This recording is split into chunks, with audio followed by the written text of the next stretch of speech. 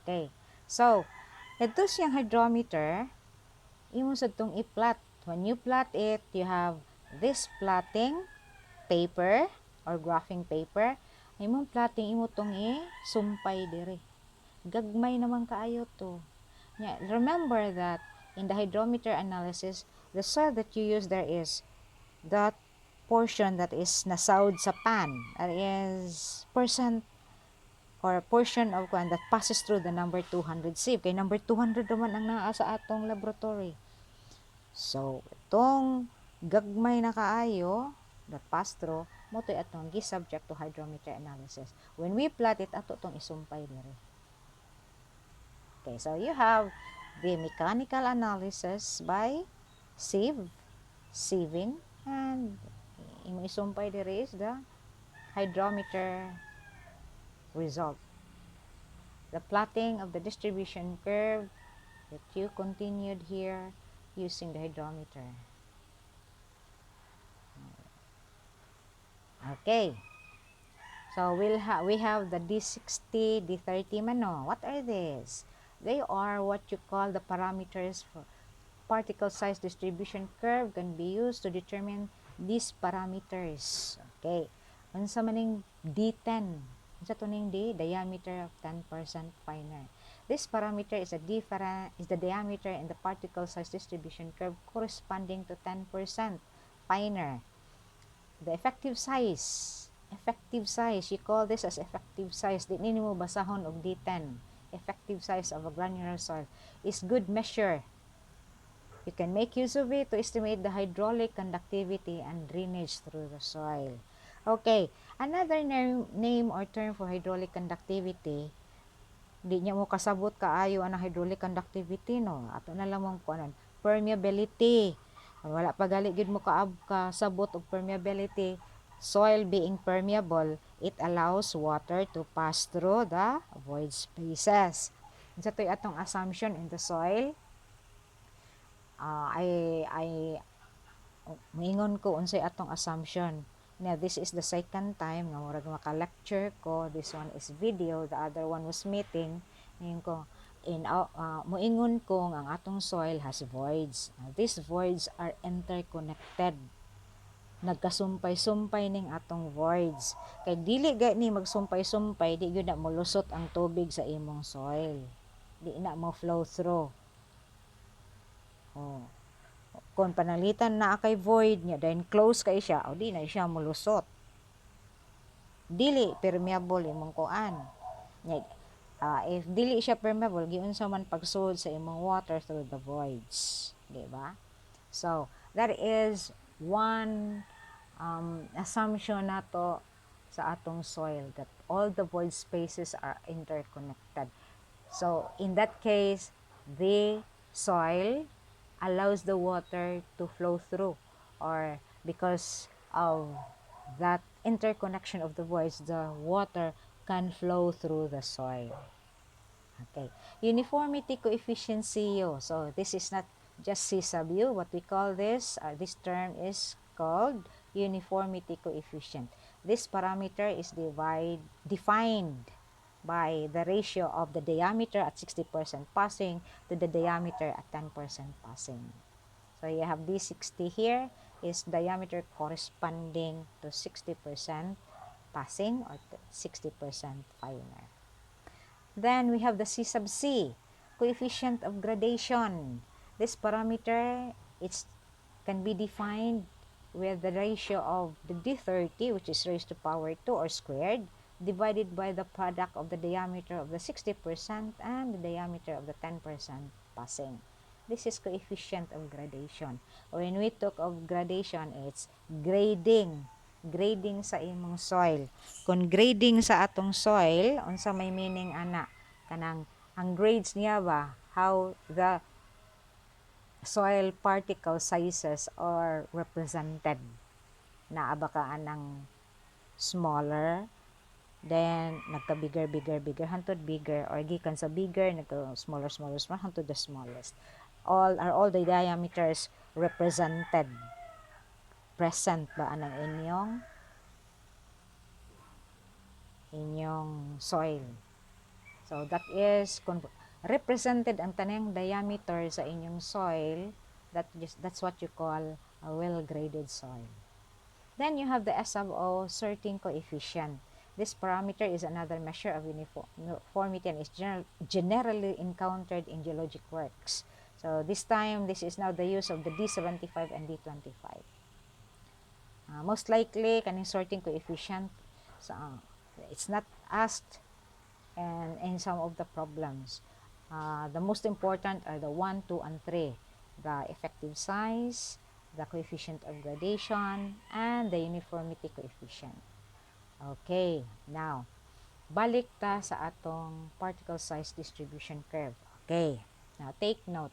You have here the particle diameter, log scale. But on the upper side, you have this, number 200. This is the upper portion here shows the boundary of the silt and clay ug sand.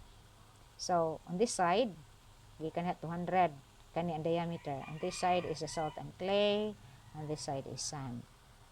Okay. So, maingon na galita o person passing number 40, anang nilusot sa number 40, number 4 di ay, sorry. Anang nilusot number 4, gagmay na siya, makonsider na siya nga or that belongs to the sand. Kanang nilusot sa number 200 sieve, mauna siya ang silt of clay. So, in between sa number 4, kani number 10 manino, but mostly number 4 kanang sa AAS2, ang number 4, muna ilang boundary sa sand. And sa USCS, sa other classification, ang ilang boundary is number 10. So, between sieve number 10 to 200 or sieve number 4 to 200, muna ang sand. From 200 down, muna ang silt and clay. Now, sa number 10 or number 4, going up, increasing in size, mo to sa gravel. Okay? Okay. In this plotting, you have 100%, 80, 60, and so on. Diameter is decreasing from 5 to 0.001. O, gamay na kayo na. Okay. So, this is, what is sieve number 10? More or less, this is, dili man ni tungod sa number 2. So, naana siya sa mga 2 point something. Okay. So, pag sieve number 10, 100%. So, meaning, unsay meaning ana? Sieve number 10, 100% passing, nilusot tanan. Walay nahabilin sa sieve number 10. Okay. Pag abot sa sieve number 16, naay nilusot. Only pila ang nilusot. Gamay, mga 90, 97, 98.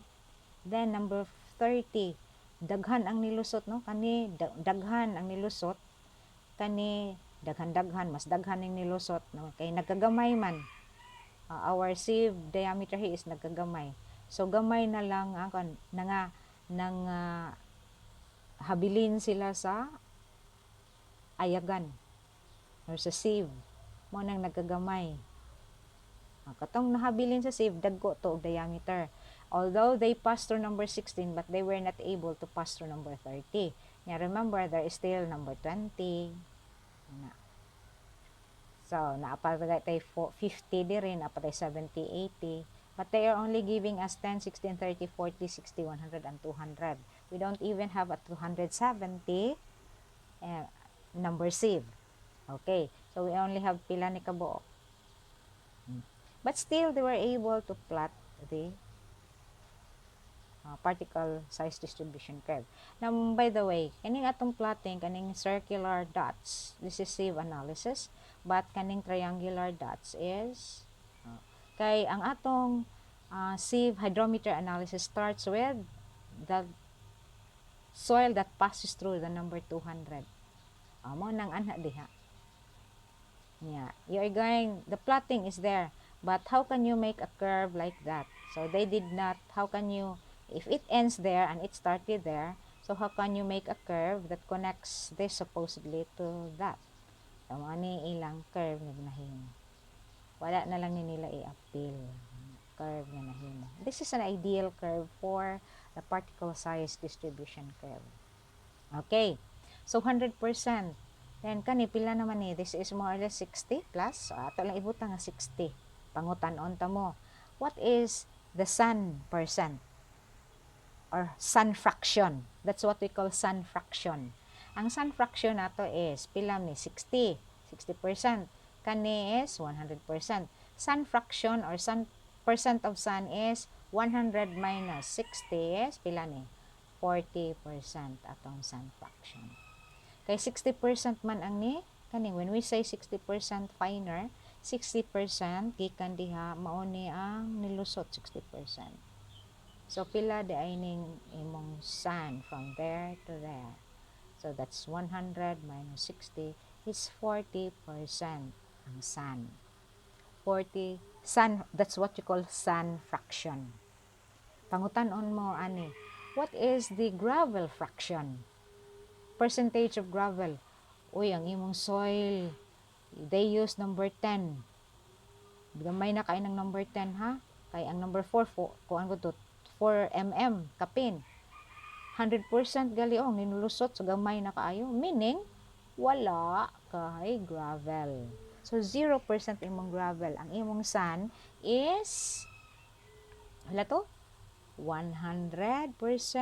Sa number 260, 40. For salt and clay, so salt and clay is 60%. Ato lang sa ningkonon, asa ang boundary sa salt o sa clay. Okay. If we know the boundary of the salt and the clay, and you know this is the boundary of salt and sand, what is the boundary of salt and clay? Percentage, like this one, for example, this one is mga 25. 20, so 25, 60, for the salt na ha. Okay, 60 minus 25, that would be the salt fraction. Pero mostly, ladies and gentlemen, you will not be asked of salt fraction, clay fraction. What will be asked is gravel fraction and sand fraction. Wa kay na butang og salt fraction. Okay. So, we have here the 3 different types of particle size distribution curve. Okay, you have number 1. Which is number 1? Kani siya mo number 1. Ang number 2 is kani.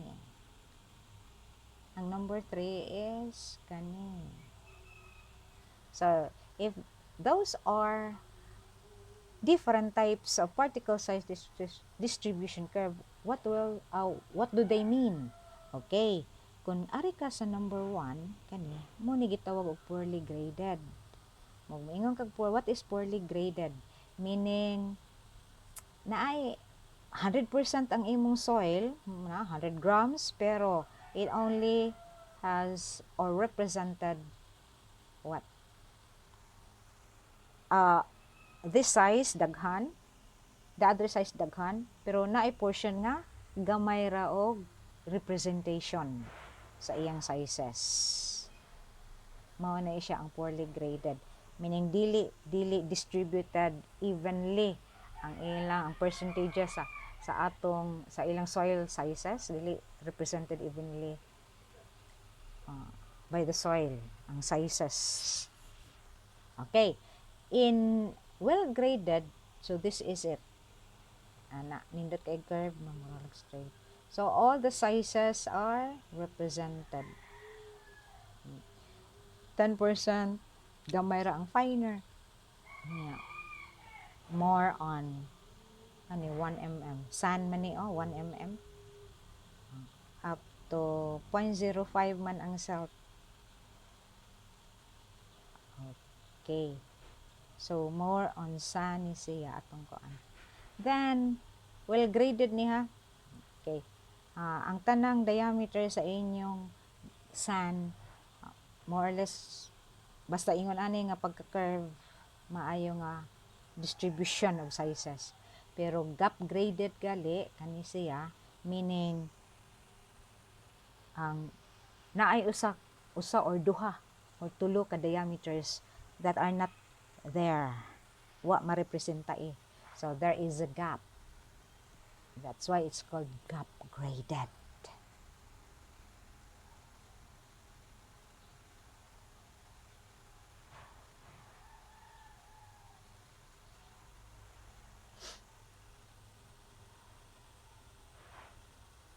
So curve 1 represents type of soil which most of the soil grains are the same size. This is called polarly graded. Curve 2 represents soil in which the particle sizes are distributed over a wide range, termed well graded. Well graded soil has a uniformity coefficient greater than about 4 for gravel and 6 for sands, and a coefficient of gradation 1 and 3 for gravels and sand. Curve 3 represents a soil that might have a combination of 2 or more uniformly graded fractions. This type of soil is termed as gap graded. Okay, then you have here an example, and I will not discuss the example because with my discussion, I think you are already given an assignment or an exercise for this. If you were able to perform it, then my explanation could add more or a little of your knowledge.